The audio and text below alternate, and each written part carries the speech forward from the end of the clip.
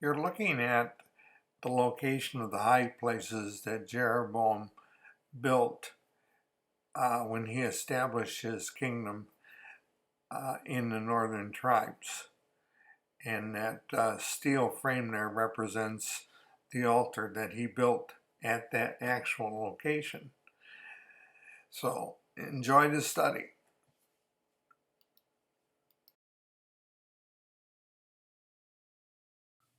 Well, welcome today to our Bible study.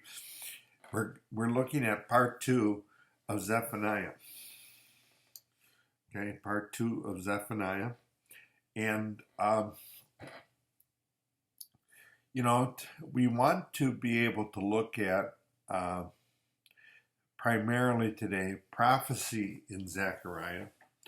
And we also want to cover just one point about the nature of sin in Zephaniah's time and how these people got to the point where Babylon was going to destroy their city.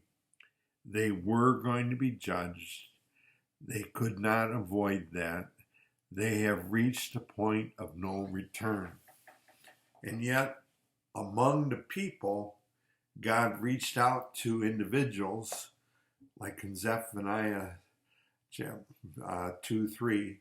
Seek the Lord, all you meek of the earth, who have upheld his justice. Seek righteousness, seek humility. It may be that you will be hidden in the day of the Lord's anger. But the Lord's anger is coming, and it's coming because people for 55 years have brought these idols into their homes, and they have internalized idol worship in their lives. And even though they got rid of the high places under Josiah, they were still practicing these things on their rooftops, and the people were still following the idols. They were saying publicly, yeah, we're going to go after Jehovah, but privately they were saying, oh, Baal, help me with my crop. Help me with this summer as I plant. And if the heat gets too strong, Baal, I will give you my firstborn, and I will kill them for you. And that's exactly what they were doing. And they were involved in a lot of practices that were very, very bad, okay? Bad. By anybody's counting, what they were doing was evil, all right? And God just said, oh, man, I've got to intervene. So the idea of the day of the Lord is when the Lord intervenes and judges. And Zephaniah deals with that. He deals with the judgment of the Israelites or the people from Judah. The northern tribe had already been judged. Okay, they have already been judged.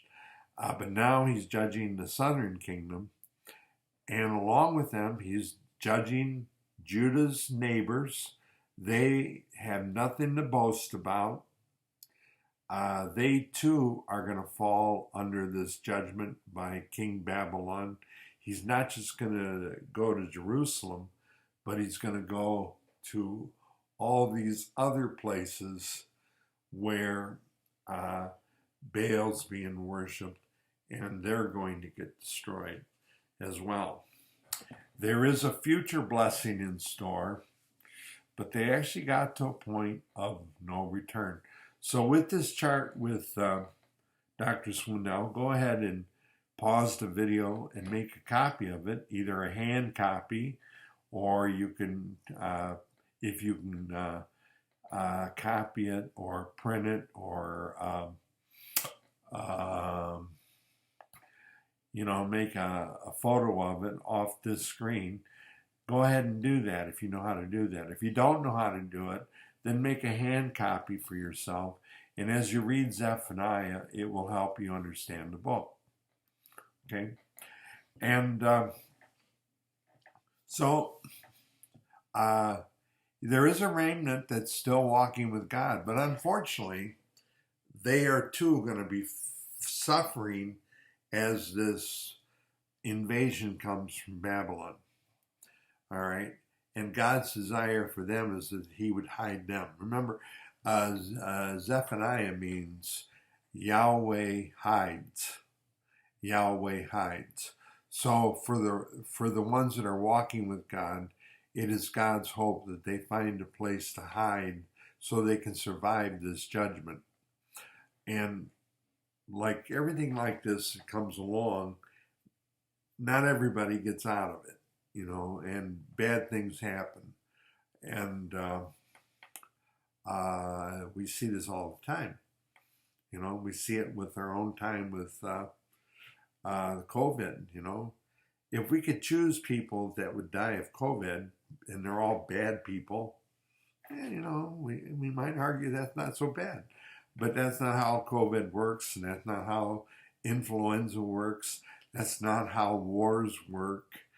Very good people are in a war, and the good guy, the noble guy and girl, they're in the war and they get shot, and the bum next to him, he lives. Who can figure? I mean, that's war. And those, when we engage in war, we have to expect the consequences of war, which are often brutal and awful in every sense of the word. And these are people killing people, by the way. They can blame God about it, but they're engaged themselves. And war, it's a complicated issue. At times, war can be justified, but, we have to be very careful because even in a war where we think there's a cause, the outcome of war is bad. It really is. So, I won't keep going on that subject, but let's move ahead with Zephaniah. Today, I want to give you first a thumbnail sketch of the prophets. Okay? And you can see the site here between the two pictures. Pause it and write it down if you like. Basically, what you're looking for is the cartoonistbible.com. All right? You go to that page, and then eventually you can get to the page about the minor prophets. He also has some really good stuff about the Gospels. But here, this is the minor prophets. There's 12 of them all, okay? And so he starts out here in the top with Obadiah. You should have helped your brother, okay, Edom. And so he's talking to Edom, and he should have helped Jerusalem. That's what Obadiah is saying. So Edom, the descendants of Esau, the brother of Jacob. Okay, that's who the Edomites were. He's saying you should have helped your brother. All right. With the prophets that were dealing with the Assyrian captivity, which took place in 722. The divided kingdom happened between Rehoboam, the son of Solomon, and Jeroboam. All right, that's when the kingdom divided in 9th century BC. In the 7th century BC, the northern kingdom had become so bad and evil that God decided to judge them from Nineveh in Assyria, and he was going to judge them. So these pictures, again, you can pause and read them at your own discretion. I'm going to go through the captions, but they'll give you an idea of these prophets here. And the big thing about these prophets and what they're dealing with started way back with Rehoboam and Jeroboam when the kingdom divided. In the northern Israel, the priests and Levites from all their districts throughout Israel sided with him, and the Levites abandoned their pasture lands and property and came to Judah and Jerusalem. So they sided with Rehoboam because Jeroboam and his sons had rejected them as priests of the Lord. Verse 15, when he appointed his own priests for the high places and for the goat and calf idols he had made. All right.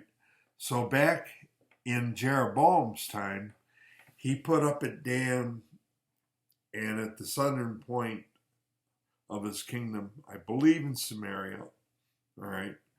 But he put in these two locations, the top and the bottom of it, he put these calves for the people to worship, and they were Baal. All right, and he wanted Baal worship along with Ashereth, the female that went along with Baal, and later also Moloch would come into the picture, the god of Oman, okay, a neighbor of Jerusalem, and other kind of idol worships. They now got rid of the Jerusalem, or the, not Jerusalem, but the Levites. Okay, they got rid of the Levite, the priests of God. And they set up their own priest. Now, these are the priests, if you remember the story of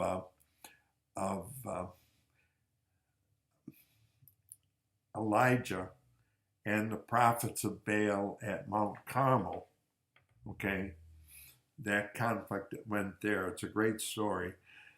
I'll have on the screen where you can read that story. It's a great story. And but that's what it's about.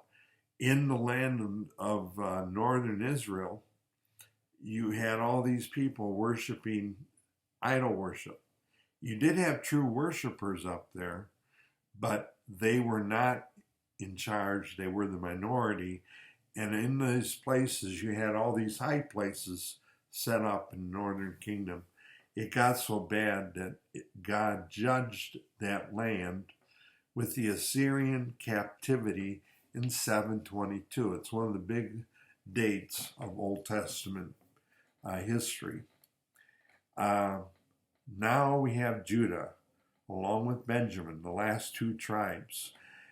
And lo and behold, they follow the same pattern. All right.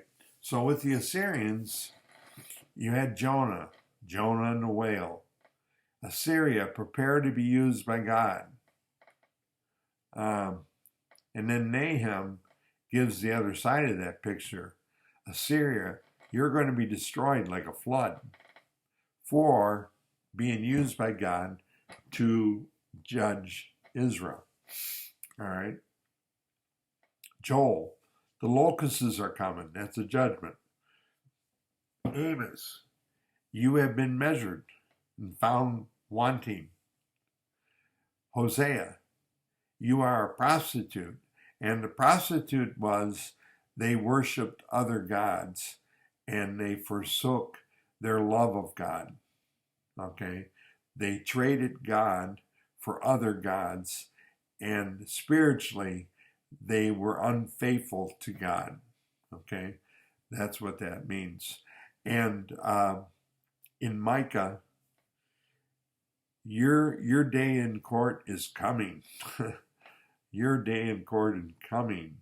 And there he might be referring to Jerusalem. So That's what these minor prophets were talking about. Okay? And let us sing the minor prophets. There's 12 of them all. And then we have, first, we have concerning Babylon. Now,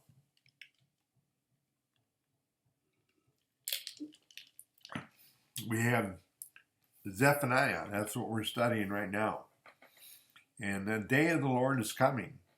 The day of the Lord, when God re-enters into the affairs of mankind. Yes, it starts with judgment, but it's also going to include other things. We're still in the day of the Lord. We've been in the day of the Lord since this time. And that day will end when the Lord comes again. So Zephaniah is talking to Josiah and the other kings that are going to follow Josiah. Okay, and he prophesies against them and Nineveh. And then Habakkuk, a neighboring little book. Why Babylon?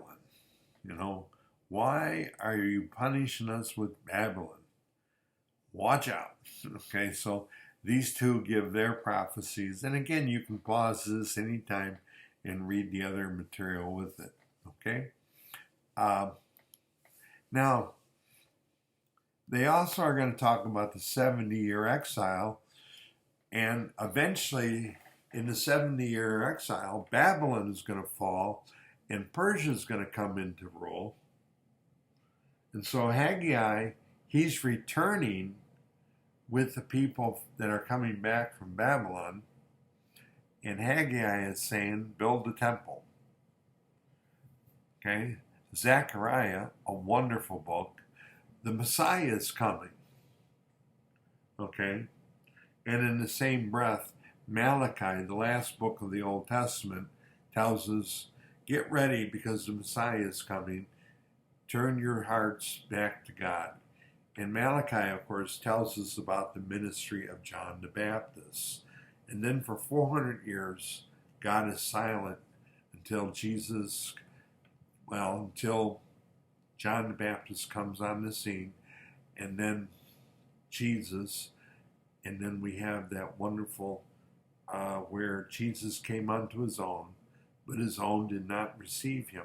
So, this sets up and gives us a brief understanding of these 12 prophets who are called the minor prophets. They're not minor because of their message. Their message is the same message as Isaiah, Jeremiah, Ezekiel, and Daniel, and Lamentations. They're the same message, but they're not as big. So they've been called the minor prophets. But they actually coincide with the other prophets. For example, Zephaniah is just before Jeremiah. But maybe Jeremiah is just starting his ministry when Zephaniah is doing his. So they're contemporaries. And what Zephaniah says in a longer book in Jeremiah, well worth reading, Jeremiah deals with it in 52 chapters. Okay, so you have the same period of time. And, this takes you back to 2 Kings and 2 Chronicles, and why we read those books as well, because in those sections it tells us what these people are like. Now, a lot of people say, well, yeah, the Bible's full of sin and judgment. Well, it is, but these books explain why. These books explains why.